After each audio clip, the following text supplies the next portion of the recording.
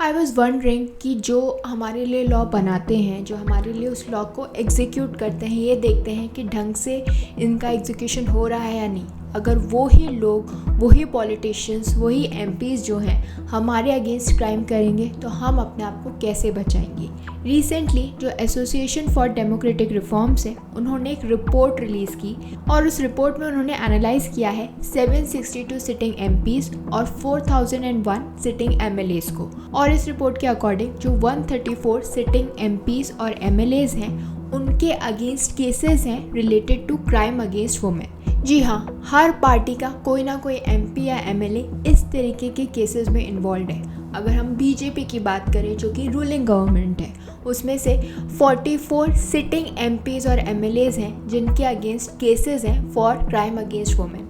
अगर हम कांग्रेस की बात करें तो कांग्रेस के अंदर 25 ऐसे एमपीज़ और एमएलएज़ हैं और आपके अंदर 13 सिटिंग एमपीज़ और एमएलएज़ ऐसे हैं जिनके अगेंस्ट केसेस है related to crimes against women.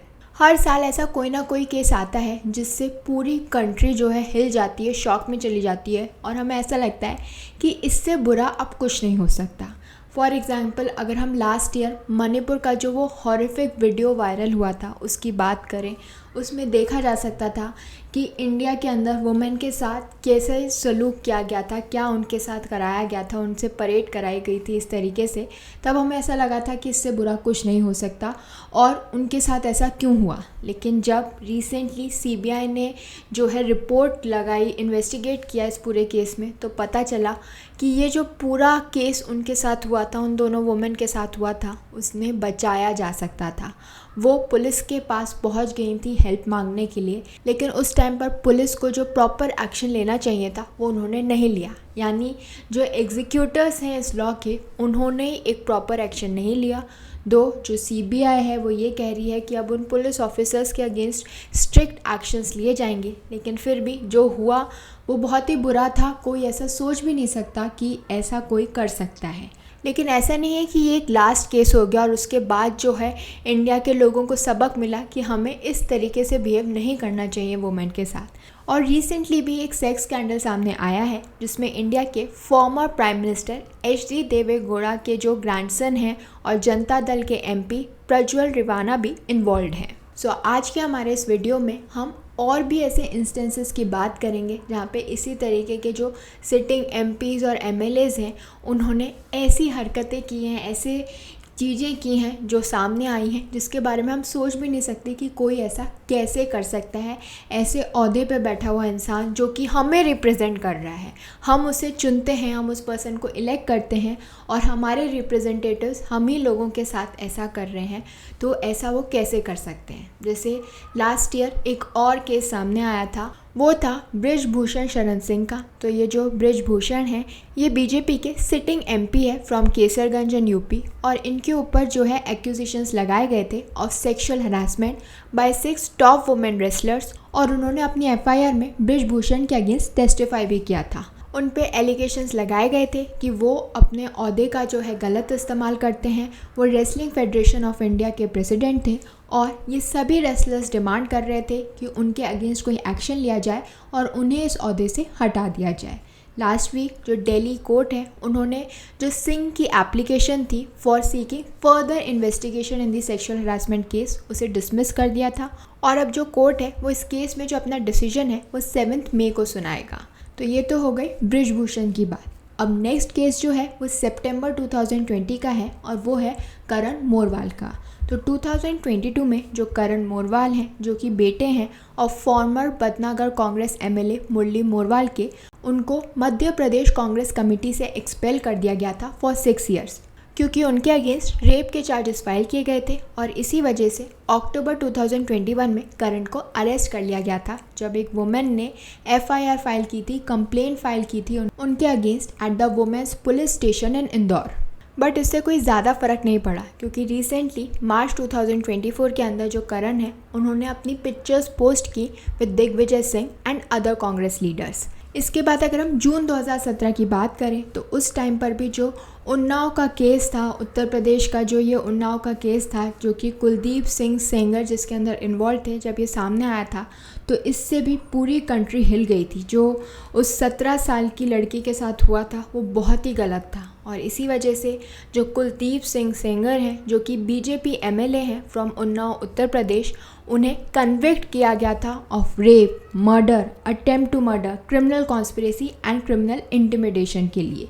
तो ये जो केस है ये 2017 का है, जब एक 17 साल की लड़की ने एलिगेशंस लगाए थे कि उनके साथ सेंगर ने रेप किया है और इसी वजह से अगस्त 2019 के अंदर बीजेपी ने उन्हें एक्सपेल कर दिया था। लेकिन जब ये केस सामने आया, जब वो लड़की सामने आई 2017 के अंदर, तो उसका सब कुछ चला गया। एक तो ये केस की वजह से उसके साथ जो हुआ वो तो हुआ ही। इसके बाद जब उन्होंने अपनी आवाज़ उठाई तो 2018 के अंदर जो उनके फादर थे, जो उस लड़की के फादर थे, उन्हें फ्रेम किया गया in an illegal arms case और उसके बाद उन्हें अरेस्ट कर लिया गया और उसके कुछ दिन बाद ही उसके फादर की डेथ हो गई इन दी जुडिशियल कस्टडी। इसके अलावा 2017 में एक और केस आया था, वो था गायत्री प्रसाद प्रजापति का, जो कि उस टाइम पर मिनिस्टर थे, माइनिंग मिनिस्टर थे during the Samajwadi party government in Uttar Pradesh. तो इनके ऊपर एक्यूजेशन लगाए गए थे, आरोप लगाए गए थे कि उन्होंने एक वुमेन के साथ गैंग रेप किया है फॉर ओवर 3 इयर्स और इसी वजह से 2021 के अंदर प्रजापति को 5 साल की जेल हुई by the Allahabad high court और अभी भी जो प्रजापति हैं वो जेल में हैं।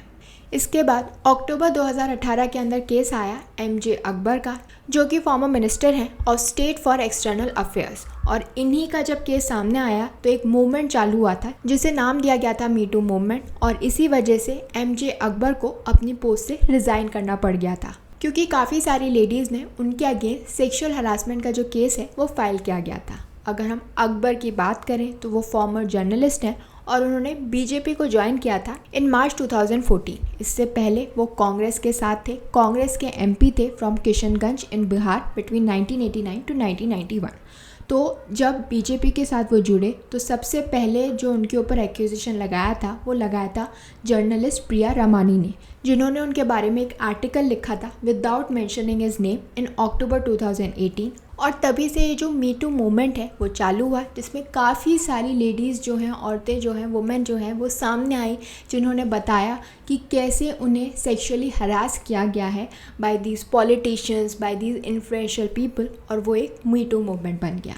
इसके बाद नवंबर 2010 के अंदर सामने आया पुरुषोत्तम नरेश द्विवेदी का केस। तो ये जो पुरुषोत्तम नरेश द्विवेदी हैं वो बहुजन समाज पार्टी के लीडर थे और उन पे चार्जेस लगाए गए थे with rapping a girl in his house in बंदा डिस्ट्रिक्ट इन दिसंबर 2010। अगर हम द्विवेदी की बात करें तो उस टाइम पर he was serving as a BSP MLA from Naraini in Banda, लेकिन जैसे ही ये जो केस है वो सामने आया तो उस टाइम पर जो यूपी गवर्नमेंट थी which was led by chief minister Mayawati, उन्होंने ऑर्डर किया कि द्विवेदी के अगेंस्ट जो है एक एफआईआर रजिस्टर की जाए, जिसके बाद द्विवेदी को जेल भेजा गया इन 2011 और फाइनली 2015 के अंदर उन्हें बेल मिल गई। और अब हम बात करेंगे about the most recent case, जो नया सेक्स स्कैंडल सामने आया है which is related to the Prajwal Revanna sex scandal case.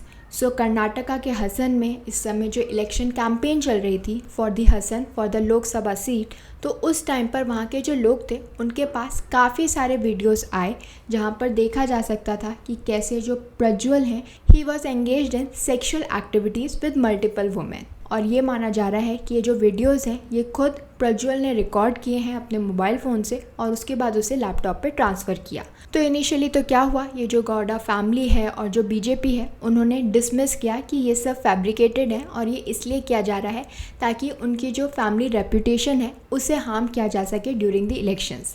लेकिन बाद में जो HD कुमारस्वामी हैं उन्होंने अपने आप को इन सब टेप से अलग कर लिया और ये कहा कि पुलिस जो है इस पूरे मैटर में इन्वेस्टिगेट करेगी। और ये सब कुछ तब हुआ, ये सब चीज़ें सामने आई क्योंकि ये जो टेप्स हैं वो रीसेंट नहीं हैं, ये पुराने टेप्स हैं। लेकिन ये पूरा मैटर अब वापस से सामने इसलिए आया है क्योंकि एक वुमेन ने केस फाइल किया है अगेंस्ट प्रज्वल रिवाना और उन्हें अक्यूज़ किया है ऑफ सेक्सुअल असॉल्ट। अगर हम प्रज्वल रिवाना की बात करें तो ये ग्रैंडसन है of former prime minister of India HD देवे गौड़ा, तो हम देख सकते हैं कि जो प्रज्वल रिवाना है वो एक बहुत ही पॉलिटिकली स्ट्रांग फैमिली को बिलोंग करते हैं। तो अगर हम प्रज्वल रिवाना की बात करें तो वो बेटे हैं HD रिवाना के, जो कि फॉर्मर मिनिस्टर है for public works department in Karnataka. इसके अलावा जो former chief minister of Karnataka हैं HD कुमारस्वामी, वो उनके अंकल हैं। तो हम देख सकते हैं कि कैसे जो प्रज्वल हैं वो बहुत ही इन्फ्लुएंशियल फैमिली को बिलोंग करते हैं और शायद इसी वजह से जो है वो जो चाहते थे वो कर पाते थे। तो हम इन सभी केसेस से ये देख सकते हैं कि चाहे कोई भी पॉलिटिकल पार्टी हो, हर पार्टी में इस तरीके के केसेस हैं। तो क्या अब हम ये समझें कि हमारा जो लॉ है या हमारे जो लीडर्स हैं वो इस तरीके के केसेस के अंदर, इस तरीके के ऑफेंसेस में खुद इन्वॉल्व हैं, तो वो हमें कैसे प्रोटेक्ट करेंगे? और शायद यही रीज़न है that India is one of those country जो कि मोस्ट डेंजरस है फॉर वुमेन। जी हाँ, अगर हम लिस्ट देखें अराउंड द वर्ल्ड तो India is the most dangerous country for women. हमारी अपनी ही कंट्री में जो वुमेन है वो सेफ़ नहीं है। हमारे जो लीडर्स हैं, जो हमारे रिप्रेजेंटेटिव्स हैं, जिन्हें हम इलेक्ट करते हैं, वो ही हमारे लिए प्रॉब्लमेटिक हैं। तो ऐसे केस में इंडिया की जो वुमेन है वो अपने आप को कैसे सेफ़ महसूस करें? शायद इसीलिए यही रीज़न है कि जो रिसेंटली 2023 की NCRB की रिपोर्ट है, नेशनल क्राइम रिकॉर्ड ब्यूरो की जो रिपोर्ट है, उसके अकॉर्डिंग इंडिया में जो क्राइम है अगेंस्ट वुमेन वो 4% इंक्रीज़ हो गया है। और ये जो केसेस हैं ये इंक्लूड करते हैं cases of cruelty by husbands, relatives, abductions, assaults and rapes. So it's high time कि हम अपने लॉज को देखें, अपने जुडिशियल सिस्टम को देखें कि क्या वो इनफ है हमें प्रोटेक्ट करने के लिए। क्योंकि जिस तरीके से केसेस चल रहे हैं, इन सभी लीडर्स के अगेंस्ट केसेस हैं, बट हार्डली कोई जेल में है। ठीक है, कुछ टाइम के लिए जेल में जाते हैं, लेकिन उसके बाद उन्हें बेल मिल जाती है और वो बाहर होते हैं। कुछ तो इलेक्शंस भी कंटेस्ट कर रहे हैं और हम ऐसे लोगों को वोट डाल रहे हैं बिना ये समझे कि उन्होंने क्या क्या किया है, कौन कौन लोग जो हैं उनके विक्टिम हैं। ये चीज़ें सामने आ ही नहीं पाती हैं। तो इट्स हाई टाइम कि हम अपने लॉज को और स्ट्रिक्ट करें, डेटरेंस क्रिएट करें, ताकि इस तरीके के केसेस और सामने ना आएँ। क्योंकि जब लीडर्स ही ऐसा करेंगे तो जो आम जनता है वो तो इस तरीके के क्राइम करेगी, और इसी तरीके से जो क्राइम अगेंस्ट वुमेन है वो बढ़ता जा रहा है इंडिया के अंदर। So I hope this information was helpful to all of you. और ऐसी और भी इंटरेस्टिंग एनालिसिस के लिए मेरे चैनल को लाइक, शेयर एंड सब्सक्राइब करें। Thank you.